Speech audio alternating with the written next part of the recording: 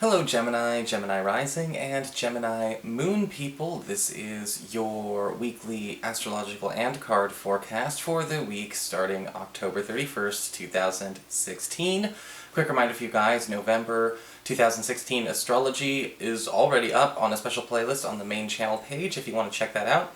And of course, if you ever want to get a session with me, you can always go to my website, integrativemysticism.com. So, what is going on with your astrology this week, Gemini? Well, it's all about Sagittarius, which means it's all about your 7th house of partnerships. And on Wednesday, we have the moon forming a tight conjunction with Saturn in your partnership sector. And whenever the moon and Saturn come together, we see a culprit being revealed. Now, this doesn't have to be the end of the world, but this does talk about, somebody shining a light on the elephant in the room. Now this might have to do for, a business partnership or any of your closest one-on-one relationships. Remember, BFF, romantic partner, business partner, roommate situation, anything close one-on-one is ruled in the 7th house. And when we see this, it doesn't necessarily mean anyone is being bad or anyone's being bad at what they do. But the elephant in the room could talk about what is holding so-and-so back. Whether it's holding them back romantically, holding them back, maybe professionally, holding them back in terms of their availability. When we have the moon and Saturn come together, the problem is made very, very much quickly known and put under a microscope at this time. So just let yourself actually be able to observe, live and let live, but when we also see where somebody's limitations are, that's a lot easier to start working on than when we just, experiment and nauseate ourselves trying to figure out what it could possibly be. Believe me, we're going to know what the answer is.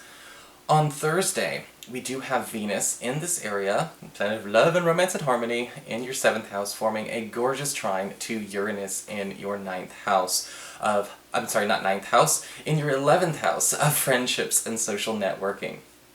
And this is a gorgeous angle for love and for friendships because, again, even though we had some little unpleasantness just the day before, we're already working on a way to kind of bring ourselves closer together. A friend or a third party may actually be the answer to a problem that we could be having with an existing crush or partner, or again, other close friend. It's kind of like a third person, sporadically, randomly, in that very Uranus kind of way, has the perfect solution. Now, if we don't have a situation like that going on, don't forget to check your rising and your moon sign. It may bring a different context to this, but this could also show up as a friend or, somebody close actually randomly introducing you to somebody with that long-term potential. So what is going on with your cards this week? Well, for your spiritual advice this week, we do have the card of the Dreamer. And this card always talks about test drives. This card can usually talk about being able to, sort of for a short term, live the ideal somewhere in our lives. Whether it's living the ideal in a family situation, living the ideal in a romantic situation, living the ideal in a job position. You're going to get to test drive what you think you're actually manifesting, what you think you actually want. And it's very important to be able to look at this with objectivity, because sometimes we get what we want and we find out we're not emotionally available for it, or maybe we didn't ask for it the right way, or maybe it's better than we thought and now we got to find a way to sustain this because we want this to go on for a long time. So the test drive is one of those things where it's kind of like, it is still a test, but it's not a pass or fail test. It's more like a test of your resolve. For your Earth sector, when it comes to your work and your finances, we do have the Queen of Wands upright. Beautiful card because this talks a lot about being able to actually reap the rewards of the good words or the kind words of another.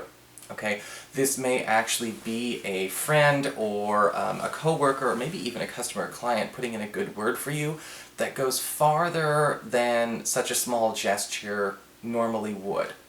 Because the Queen of Wands can talk about somebody going out and sort of marketing on your behalf, or basically sealing a deal on your behalf in your favor. If you're counting on a reference, a referral, or a testimony to push your career or your finances to, to a higher status, this is exactly the kind of card you want to get, because somebody is basically stepping up for you. Alright, I would definitely say it's a fire sign, Aries, Leo, Sagittarius, or at least somebody with maybe an Aries, Leo, or Sag moon, but we do have that, I guess you could say that bubble expanding, or we have that, that clout working in your favor. They're throwing their weight around on your behalf. For your communications with air, we do have the Knight of Wands inverted, so got a lot of fire sign stuff going on this week. And the Knight of Wands inverted is a different kind of fire sign. I don't think these are the same people. But I do think that with the Knight of Wands inverted this week, there may be a disappointment in a friend or a relative or somebody we've been counting on not showing up. Now, they might not literally show up, or they might just not show up in a figurative sense, because sometimes the Knight of Wands inverted can show up where a person is not necessarily, they're making pacts and promises, or they're treating serious issues with too much, with too much superficiality. I usually refer to this as a flake out kind of card. If you already think you might know who this person is, because usually the Knight of Wands reverse does have a track record. They have a track record. This isn't a surprise. Like, you probably could time your watch to this activity. Just be prepared to already have a substitute in mind. For your challenge this week with fire, we do have the Nine of Pentacles upright. Not a bad card to have as a challenge, because the Nine of Pentacles, very similar to a small handful of other cards, can indicate a place where there are really no challenges, no overarching problems, no overarching themes. And the Nine of Pentacles can usually show up as a challenge card to say, look, hey, Gemini, pay attention to where you're already kind of reaping a lot of rewards earlier than you could have expected. In fact, if anything, the only challenge here is that, buns are getting ready to come out of the oven before you are ready to pull them out of the oven, if that makes sense. And the challenge with this is just basically saying, when they're done, they're done. In fact, the Nine of Pentacles upright, usually what this can indicate is also, maybe as a bit of a challenge, being able to accept being in the spotlight on your own, and doing for yourself. Even if people are working on your behalf, it definitely is a DIY week. For your emotions with water and your romantic life, we do have the Five of Wands upright. This card can show up where there could be some squabbles, there could be some quarreling going on, in our partnership that are not necessarily the end of the world, but maybe somebody's taking the fact that we're quarreling, period, just way too seriously. As far as a secure couple is concerned, we've got to be able to fight and argue and have a dispute without having the world come to an end. Otherwise we're living in fantasy land. And the Five of Wands upright can actually say, look, can we do this without trying to, to hurt or maim each other, and can we do this without, making it look like this is a blotch on the permanent record of our relationship. There may be a point where a crush and you also end up into a bit of a quarrel because, in getting to know somebody, you're going to find some things that are not compatible with you. Now, the Five of Wands is saying, can you and your crush accept some incompatibilities, or is it back to the drawing board?